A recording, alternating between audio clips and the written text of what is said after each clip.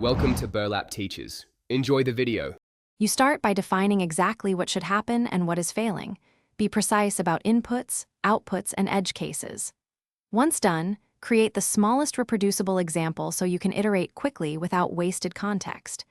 Make sure to pick your tools up front, a debugger for state, print traces for flow, and unit tests to lock expected behavior. This lets you work experimentally and roll back changes reliably, so you can focus on cause rather than symptom. You now narrow the fault by isolating where behavior diverges. Start a binary search. Disable or bypass half the logic to see if the issue remains, then repeat. While doing that, log or inspect variables and return values at strategic points to understand state transitions. Once you see the failure pattern, codify it with a focused unit test so you have a reproducible check. This method reduces guesswork and turns vague bugs into concrete, testable problems.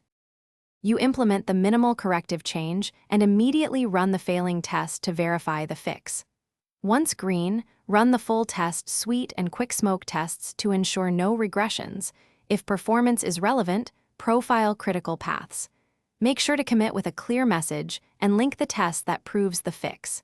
If the issue persists, bisect recent commits or add defensive assertions to catch state violations early. That single troubleshooting step. Thanks for watching. Consider subscribing if this video helped you.